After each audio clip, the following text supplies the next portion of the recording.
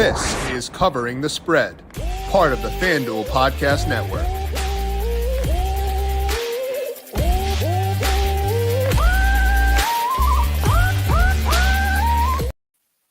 We are now just a couple of days away from the 2025 College Football National Championship game as Ohio State takes on Notre Dame in the championship on Monday. Today, we're going to preview that game and break down thoughts on the spread and the total, some player props, and take a look ahead to the NFL divisional round as well by talking to Dr. Ed Feng and picking his brain on the best bets across this weekend. Welcome on into Covering the Spread, a FanDuel Research podcast. My name is JimSannes. I am the managing editor for FanDuel Research, joined here as mentioned by Dr. Ed Feng. You can find his work at thepowerrank.com. Check him out on X at thepowerrank as well. Ed, national championship, it is set. It is Ohio State taking on Notre Dame. How you doing today? I'm doing fantastic. A little bit bummed that I got to wait till Saturday for football this weekend. Last weekend was an incredible, unprecedented weekend where we had, college semifinals on Thursday and Friday, 6 NFL wildcard games through Monday night. It was awesome. It was just such a joy to consume all that football. And a little sad that the season's coming to an end, but going to try to enjoy what we got 5 games Saturday through Monday. Going to enjoy the heck out of all those. Yeah, we finished up the stretch of like the 5 playoff games in 5 days, or the 5 straight days of playoff football. And I was like, okay, cool. Monday night, I'm like good with like a rest, need to kind of regain my bearings. And now today I'm like, okay, I'm ready to be back in the mix again. So my need for a reprieve lasted a full night. And, I think I'm ready to light her back up again. Yeah. I mean, where's my Thursday night game? Exactly. It's terrible. It's the worst. So we're watching some Cam Ward, watching Shedeur Sanders getting prepped for the spring. Yeah. That work has begun. Cam Ward has brought life back to me because he is pure cocaine. So that's been good. And I think that'll be a good way to fill the gaps between the lack of playoff games. But as I had said, sad to say goodbye to college football on Monday. We're going to get you ready to hopefully enter the offseason on a high note. But breaking down that game, we'll talk about the spread and the total with Ed, seeing if there's any value on those, but also talking player props. And then as mentioned, we'll take a look at the divisional round of the NFL as well and see what Ed is seeing there. But first, a reminder to make sure you are subscribed to Covering the Spread wherever you get your podcast. My first breakdown of the divisional round is already posted. When game by game broke down my thoughts on all 4 games where I'm seeing value at FanDuel Sportsbook. You can find that on the Covering the Spread podcast feed, but also on our brand new YouTube page. Go there, hit subscribe, turn on notifications, and leave us a thumbs up. We appreciate those of you who have done so already. From big upsets to game-winning drives, the NFL playoffs are better with FanDuel because right now, new customers can bet $5 and get $200 in bonus bets guaranteed. That's $200 in bonus bets, win or lose. The FanDuel app gives you everything you need for live bets, same-game parlays, and so much more. Plus, when you win, you'll get paid instantly. Get started with $200 in bonus bets. Make this playoff season unforgettable with FanDuel, an official sportsbook partner of the NFL. Must be 21 plus and present in select states. For Kansas, an affiliation with Kansas Star Casino, or 18 plus and present in DC. First online, real money wager only. $5 first deposit required. Bonus issued as non-withdrawable bonus bets, which expire 7 days after receipt. Restrictions apply. See terms at sportsbook.fanduel.com. Gambling problem? Call 1-800-GAMBLER or visit fanduel.com/RG. Call 1-888-789-7777 or visit ccpg.org/chat in Connecticut. Visit M&T Gambling Help in Maryland. Hope is here. Visit Gambling Helpline MA.org or call 800-327-5050 for 24/7 support in Massachusetts, or call 1-877-8-HOPE-NY or text HOPE-NY in New York. Now, Ed, we'll dig into Ohio State against Notre Dame here in a second. But first, I want to take a look back at the first 12-team playoff. Anything you learned this year that you want to apply with you for future expanded playoffs?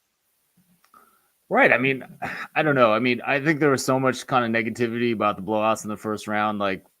Forget about that stuff. It is awesome that we're having a 12-team playoff. And yes, is there a drop-off between the top couple teams in the country and then the last teams that kind of made it in the playoffs? Yes, of course there is. Although we had a situation this year where, my lowest rated team heading into the playoff, Boise State, was actually the 3 seed. Right. So that made things a little bit interesting. They didn't even get, that home game in the first round. So, in terms of football, like I think, I think it's been fantastic. I've really enjoyed it. I think the semifinal games, all the games have been great. And no lessons in particular, just grateful that we have more football and more football to analyze, and looking forward to it again next year. Yeah, and like the criticism of like the competitive games, like that happened during the semifinals in 14 playoff years. Like this is not a change. Right. When you have one game at a time, you're liable to get games that kind of stink. And like that can happen regardless of field size. So, and I think that kind of the advantage is like you can get that Texas Arizona State game. If you have more games, the odds you get a good game in there somewhere are a lot higher. And I'd rather have, 6 games that are okay if it gives me one game that's like really good, with the alternative is 2 games that are kind of meh leading in. So I agree with you where, yeah, we can have some poor games, but like it's still football. It's still high stakes football. Yeah. Even if the final score is not competitive, I'm still having a fun time watching it. Yeah. I completely agree with you. And I mean, it's not just more football, but it's more good football. And we're seeing exactly, high leverage games against really good teams. And this is good for the players too, right? Like seeing this high level competition. Ohio State and Notre Dame didn't really play top notch competition every game that they went out there. Right. And it's nice to see them get together in this final. And we'll see exactly that on Monday. So let's dive in now and preview this game. Right now, FanDuel Sportsbook, Ohio State favored by 8.5. And the total of this game sitting at 46.5, up a point from where it was yesterday. You can see the betting splits here at FanDuel Sportsbook, pretty even across the two teams. Now, Ed, this is a big spread, but you can understand why, given Notre Dame's injuries and how dominant Ohio State has been, specifically during the playoffs. Any read for you in either the spread or the total in this game? Right. I mean, I'm making this about a touchdown. I have it Ohio State by 6.6 points. And Ohio State is a team that, really got docked after getting upset to Michigan, and then really got raised after, incredible performances against Tennessee at home and then Oregon in the Rose Bowl. And then, not much of a change in the semifinal when they were able to beat Texas. So they are certainly the best team in the country by my numbers. And I think they're the best team in the country by what I think as well. And from what I've seen out there on the field. And, I had some nuggets from Chris Andrews, and he's also had Ohio State as the top team all year as well. I think Notre Dame has been a really good team this year as well. They did what they were supposed to do in every game, except for obviously the Northern Illinois game, which still is befuddling because Northern Illinois wasn't even a good MAC team this year. So they've had a little bit of luck in the last 2 games, particularly with the turnovers against Georgia, and then turnovers again against Penn State. Drew Aller really helping them out with the late pick. And another play, when the Penn State defender just fell down, they were able to get a long touchdown as well. That's a piece of luck that really doesn't show up in the box score or any of my metrics as well. Overall, they actually performed pretty well against Penn State. They had better underlying metrics in that game. So they didn't get moved at all in my numbers. So no real changes on these teams in the semifinal games. I do think Notre. I would lean towards Notre Dame. Kind of wish I would have bet Notre Dame heavy, plus 9.5 or maybe 10 when this first came out. But I do expect Ohio State to win this game. They are the better team. I think the matchup, the most interesting matchup is their pass offense against Notre Dame's pass defense. Ohio State's pass offense has been the best in the nation, and then Notre Dame's pass defense has been incredible, especially considering that they've been missing cornerback Benjamin Morrison for much of the season. This guy's going to be a top NFL draft pick next year. The guys that they have out there at corner are playing well, even though they're young. And, I thought they weren't as good against Georgia, but they were pretty good against Penn State. And now the competition gets much higher because Ohio State's receiving core is just fantastic. So how are they going to deal with that? That's kind of the key matchup there. I do think Ohio State comes out in the end. So you mentioned that you regretted not buying into Notre Dame when they were at 9.5, 10 at open. The plus 8.5 Notre Dame right now is minus 114. Now you're getting across the key number of 7. You said you have it around 6.5 for Ohio State. Let's say it holds at 8.5, Ed. Do you think you would still buy in at some point before kickoff, or is it efficient enough where you're okay sitting out the side in this game? I might buy in a little bit. Notre Dame plus 8.5 as we get closer. I think it's important to remember that, look, last year these two teams played a really close game in South Bend, and Ohio State won. On the last second play where Notre Dame didn't have enough guys on the field. Like, there was a tight game. And maybe the thing I need to think through is, like, are these programs kind of on the same level, more of the same level than the numbers say? And Ohio State's just kind of hit a little bit of a hot streak in those 2 games against Tennessee and Oregon, or is there really a difference between these two teams? And we'll see how that plays out on Sunday or on Monday as they take on Ohio State and Notre Dame. Here's what Ed, interested in Notre Dame plus 8.5, minus 114. Now, you've been sending a lot of player props in your Saturday newsletters recently for college football side of things. Any props you like for this national championship game? Yeah, nothing that I've dug out in particular. One thing that I'm certainly thinking about, go to the receiving props and see if they still have a number up on Aeneas Williams. That one is at 25.5. Oh, still up there. So Aeneas Williams is the 3rd running back for Notre Dame, and he had a pretty good game in the semifinal, but you have to remember that Jeremiah Love was injured and not expected to play a full role. I haven't gone through it in particular, but I do know that Jeremiah Love is not on the injury list. He did play against Penn State and played pretty well in the second half. Went over, he was lined at like 33.5 rushing yards, which is interesting for a player that was often in the 90s during the regular season. And Love is going to get a lot of snaps. Jadarian Price is going to get a lot of snaps. I have my doubts as to whether Aeneas Williams even gets on the field much. So that's one that's interested me. I haven't bet it yet, but that's one I'm keeping an eye on. Yeah, 25.5, the number there for Williams. Under is minus 114. As you said with Love, it seemed like the second half, they decided, like, okay, he's banged up, but we don't care. And it worked. Like, he stayed healthy the entire game.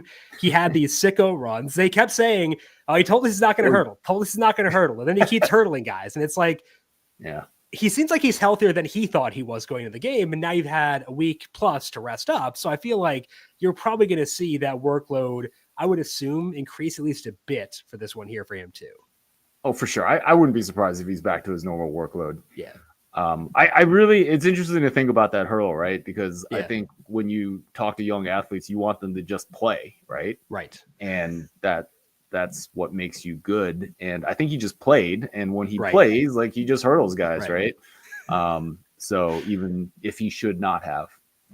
Yeah, the instincts came through at some point for him, and it worked out. So who are we to question him, as you said? So Ed is checking out the Aeneas Williams receiving prop under 25.5, minus 114, but also considering the Notre Dame spread plus 8.5, minus 114 as well. Should be a fun game coming up on Monday.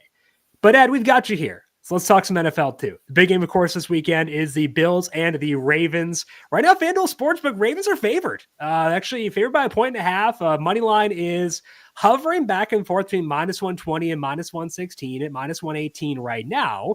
Interesting market here. Do you think this has gone too far, or is the market correct in making the Ravens slight favorites for this game? Right. I mean, my numbers actually have Buffalo by about 1.5. Look, this is going to be a very close, hopefully. We expect it to be a very close game, and I think this has an opportunity to be an all-time classic with Lamar Jackson and Josh Allen getting on the field. Hopefully a nice duel at the end and just some great football. One thing I wanted to dig into for this game was Baltimore's defense. This is a unit that struggled at the beginning of this year. They lost some players, but they had a lot of pieces in the secondary that was, one of the best units in the NFL under Mike Macdonald last year.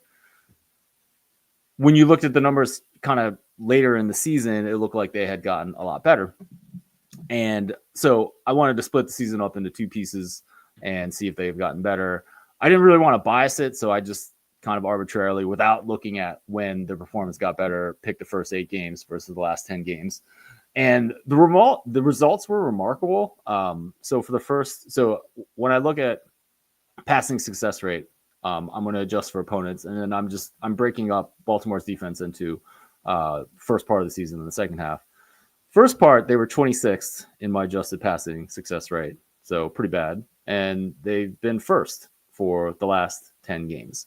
And look, defensive performance is pretty volatile, so I don't want to make too much of these numbers. But when you have splits that are this huge, and you're not necessarily, trying to pinpoint any one game where they changed, I think there is some signal there. I think because of that, I think Baltimore should be favored in this game. I think it's a different unit than what we got at the beginning of the year.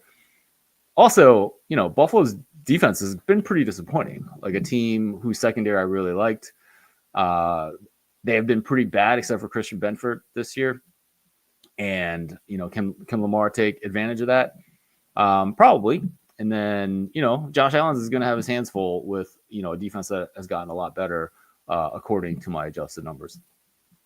Yeah, and I actually a similar approach to you in trying to identify this Ravens defense. When I was looking at it, they moved Kyle Hamilton from the slot to back to safety. It was like around week 10 or 11. I can't remember the exact week, but when I did that and split them up kind of like you did, first half versus second half, they were the second best defense second half of the year behind Philadelphia. Philadelphia was like unhinged with how good they were. That's overall, not just pass defense, but right.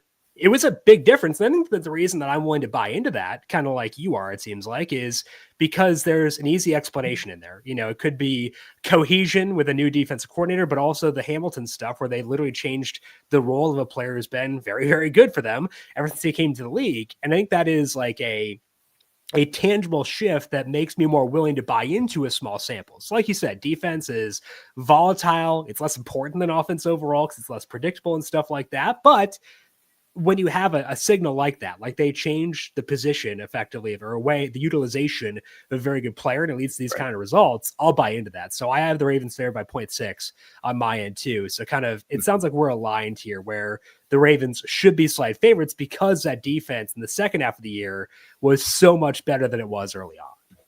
Yeah, absolutely. Okay. Any other bets you like across the divisional round here, Ed, while I've got you here? Right now, I actually have not sent a single spread bet to members of the Power Rank. It's a little bit disappointing. The volume is usually more this time of year. I do think the Detroit game is interesting. It's a big spread, 9.5. But, the matchup between Detroit's offense and Washington's defense is a complete mismatch. I do think Detroit is going to be able to put up a lot of points. They are healthy. They're getting David Montgomery back. I'm not even sure that's necessary. But the numbers really don't like this Washington Commanders defense.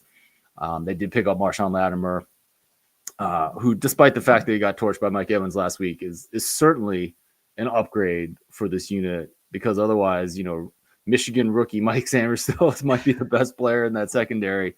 I do think Detroit is able to put up a lot of points. I have this in my model, on my side, I have, Detroit by about 9.5, 9.3. But I've actually thrown out the Washington Commanders prior because Jaden Daniels has kind of elevated this team above what we expected. So if I were to make a spread on that, this game in week 1, Detroit versus Washington, I'd make it about 2 touchdowns in Detroit. And I do think there's a little bit of signal there. Like, obviously, that's not the right spread. It should be less than that. But I do think there's a little bit of signal in there. We didn't expect Washington to be that good at the beginning of the year. The defense isn't that good. The offense has, obviously taken a leap with the rookie quarterback, but it's still not an elite unit. So I definitely lean towards the Lions here. I see a lot of points in this game, which is exciting for me because I want to root for points this weekend. I see a lot of points in every game, frankly, which is concerning. Total of 55.5 for this one. I got a little bit above that, which is really scary. I've never had a total higher than this in my model, dating back to week 15 of 2022. So a little scary there, hoping that the Lions offense does their part, needs some Jaden Daniels to do his part too, but it should be a fun game to watch on Saturday night in Detroit. You should make the trip, Ed. It's not too far from you to get out to Detroit. I'm sure tickets would be outrageous, though. Tickets are outrageous. I was there when they beat Minnesota to lock up the top seed, which was pretty incredible. Yeah. Yeah. What was that atmosphere like? Well, I mean, it was insane. And then Detroit really didn't play that well in the first half, kind of back and forth, and but actually when Detroit went up 2 scores in the second half, that's when people decided to continue to stand instead of sitting back down in the section that I was at. So there was a lot of excitement over that. I had Detroit minus 2.5. So did too. Yep. Nice to get a nice easy win there. And then, Minnesota just wasn't particularly good. Like after that game, I look back at my preseason NFL rankings, this wisdom of crowds model that I talk about probably too much, but they were a bottom 10 team, right? They were 23rd or whatnot. And so the idea is like in the NCAA tournament, Ken Palmer has talked a lot about 1 and 2 seeds that aren't in the top 25 in the preseason AP poll. None of them have made the Final Four, right? Yeah. And so the same idea applied to Minnesota. And I thought I was a week too early because I did think they could beat LA, but they didn't, and they looked terrible again. And so I'll chalk up a win on that one. I had the wild roller coaster ride of I bet the Rams when it was in LA. Regretted that when it was moved to Arizona because I no longer showed value at the number I betted at once it moved. Yeah, because I lost 1.8 points for me is home field, and I lost that, and I was like, okay, this is actually a bad bet. And I'm like, I kind of wish this would void, but based on the house rules and where I bet it, it did not void. And I was like, I kind of wish it would have. And then it wound up cashing, and I was like, okay, I don't know how I feel about this. Like it was the weirdest winning bet I think I've ever had, but I guess it worked, so I'll take it. I don't know. It was an odd trip for sure. Yeah. I think the most important question, though, Ed, is did you join in the Jared Goff chants at Ford Field? No, I didn't. I think they're kind of interesting. Obviously, the quarterback gets the most attention, but I mean, there's so many other important figures. Yeah, I mean, Goff's certainly important. I don't want to diminish the quarterback position, but I think I want to go to Detroit just to chant Jared Goff. That's just all I to chant Jared Goff. That's all I want. Nothing else. I mean, I need some good food, I know, and stuff like that. But, there's some good food here, man. I want to get the Jared Goff chance in there. All right. Well, it should be a fun game on a Saturday night. That is all that we have here for today for covering the spread. We'll talk some more NFL tomorrow. Megan Payton will join me 4 p.m. Eastern on the YouTube page, breaking down her thoughts on this weekend's game. We'll also put that up on the Covering the Spread podcast feed after the fact. So search for Covering the Spread wherever you get your podcasts, but also subscribe to the YouTube page and turn on notifications there to get notified as we go live each and every time. Ed, appreciate the time as always. Good luck to you with the NFL game this weekend and the college football on Monday. Appreciate the time as always. We'll talk to you once again in the very near future. That sounds good. Thanks for having me on. You can find Ed on X at The Power Rank. Check out his newsletter as well, going to thepowerrank.com there. It is a free email newsletter going to your inbox every Saturday, which I very much appreciate while I'm on the exercise bike on Saturday mornings. Check out that newsletter at thepowerrank.com. I am on X and Blue Sky at JimSannes. You can find FanDuel Research on X at FanDuel Research. Big thank you to our YouTube producer, Justin Lane, for his work on the video side of things. Thank you, Justin, as always. And thank you to everyone for tuning in. Good luck to you if you've been in the national championship game from Monday. We'll talk to you once again tomorrow to break down our thoughts on the divisional round. This has been Covering the Spread, a FanDuel Research podcast.